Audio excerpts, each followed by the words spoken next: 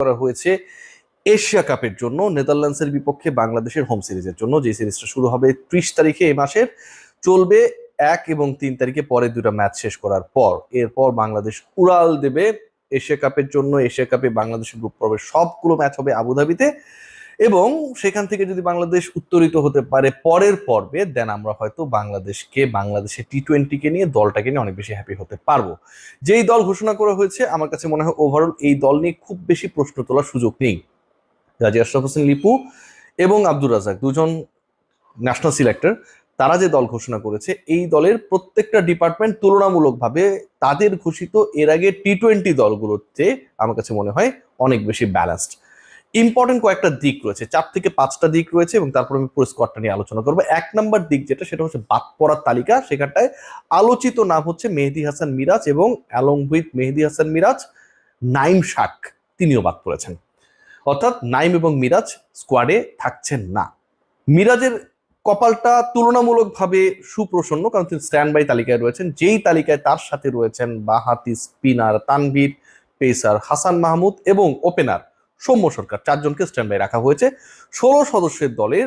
দ্বিতীয় যে গুরুত্বপূর্ণ পার্ট, এটাকে আপনারা প্রথম হিসেবেও দেখতে পারেন, সেটা হচ্ছে প্রায় 3 বছর পর নুরুল হাসান সোহান ব্যাক করেছেন ন্যাশনাল সাইডে। সোহান জাতীয় দলে কেন না? সোহানকে কেন নেওয়া হয় না? সোহানের দোষ কি? সোহান আর কোথায় পারফর্ম করলে জাতীয় দল নির্বাচনের সাথে সম্পৃক্তরা তাকে সম্পৃক্ত করবে, স্কোয়াডে রাখবে? এই বিতর্কের আপাত দৃষ্টিতে একটা অবসান হলো। তার সাথে দলে ফিরেছেন নাম্বার 3, গুরুত্বপূর্ণ আলোচনা, সাইফ হাসান। সাইফ হাসানকে দলভুক্ত করার ব্যাপারে একটা আলোচনা শুরু হয়েছিল সেই গ্লোবাল সুপার লিগ থেকে। খেয়াল করে দেখবেন, বাংলাদেশি ক্রিকেটাররা যেহেতু গায়ানের কন্ডিশন তুলনামূলকভাবে কিছুটা মন্থর, খুব বেশি ভালো করতে পারছিলেন না, সাইফ হাসান কিন্তু কিছু ক্লিনিক্যাল নক খেলেছিলেন। সো সাইফ হাসানকে নিয়ে আলোচনা ছিল। টপ এন্ড যে টুর্নামেন্টটা অস্ট্রেলিয়ায়, সেখানটায়ও সাইফ হাসান একটা 50 মেরেছেন, 130 রান করেছেন, স্ট্রাইক রেট তুলনামূলকভাবে খারাপ না। সো ওভারঅল সাইফকে নিয়ে যে আলোচনা হচ্ছিল, সেই আলোচনাটাকে ভ্যালিড প্রুভ করেছেন সিলেকশন প্যানেল। নুরুল হাসান সোহানের সাথে সাইফ হাসানের ইনক্লুশন। আলোচনার আরেকটা পয়েন্ট ছিল, যেই পয়েন্টে দুজনকে নিয়ে খুব বেশি ডিসকাশন হচ্ছিল, একজন স্পিনার একজন পেসার, তাদেরকে দলভুক্ত করা হবে কিনা। In fact pace bowling all rounder Mohammad Saifuddin, আপনি যদি খেয়াল করে দেখেন, মোহাম্মদ সাইফুদ্দিন দীর্ঘদিন পর জাতীয় দলে কামব্যাক করার পর যতটা আমরা এক্সপেক্ট করেছিলাম, আমার কাছে মনে হয় সেটা ফুলফিল করতে পেরেছে। সাইফুদ্দিনের উপর আমরা কেউ ভরসা করতে পারি না। আপনি যদি ভরসা করবেন যে সাইফুদ্দিন আজকে দেখিয়ে দিবে, সাইফুদ্দিনকে আগে নামানো হয়েছে, অনেক বল পেয়েছে, সাইফুদ্দিন শেষের দিকে এসে মোটামুটি 12 বলে 24 রান করে স্কোয়াডটাকে 170+ করে দিবে, এরকম এক্সপেকটেশন যেদিন করবেন, সাইফুদ্দিন সেদিন কোনো কিছু করবে না। আবার সাইফুদ্দিনকে নিয়ে যখন আপনার কোনো আশা থাকবে না, তখন সাইফুদ্দিন করে দেখিবে। সো সাইফুদ্দিন ইনক্লুডেড হয়েছেন স্কোয়াডে।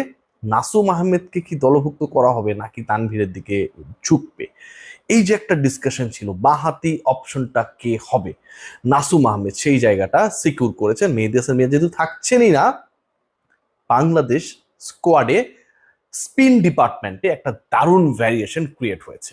কেন হয়েছে দেখুন, আপনার অফ স্পিনার রয়েছে এই মুহূর্তে, বাংলাদেশি অফ স্পিনারদের মধ্যে অন্যতম সেরা শাক মেহেদী রয়েছেন।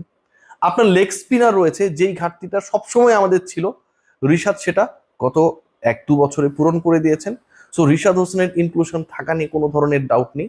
আপনার বাঁহাতি অর্থোডক্স রয়েছে, যতগুলো স্পিনিং অপশন থাকা সম্ভব বাংলাদেশ স্কোয়াডে প্রত্যেকটাই রয়েছে। এই 3 জন সেটাকে ফুলফিল করে।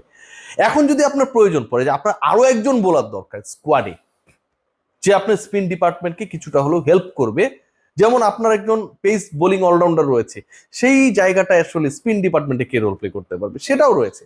শামীম হোসেন পাঠক অন্তত 2টা ওভার তো করতে পারবেন, সেই সুযোগটা আপনার রয়েছে। পেস ডিপার্টমেন্টে একটু দেখুন, তানজিম সাকিব রয়েছেন, ডানহাতি পেস বোলার, তাসকিন আহমেদ রয়েছেন, দুজনই রাইট আর্ম পেসার। এর সাথে রয়েছেন মুস্তাফিজ এবং শরীফুল, দুজনই বাঁহাতি। সো কন্ডিশন বিবেচনায় সেটা হতে পারে দুবাইতে, সেটা হতে পারে আবুধাবিতে, তাহলে অনেকগুলো উইকেট কিপিং অপশন, খুবই ইন্টারেস্টিং। 5 জন পেসার বাংলাদেশে রয়েছে, 4.5 জনও ধরতে পারেন। স্পিন ডিপার্টমেন্ট কম্প্যাক্ট, মিডল অর্ডারের গ্যাপটা অবশেষে দূর হয়েছে। টেক গ্রেট কেয়ার, সবাই ভালো থাকবেন।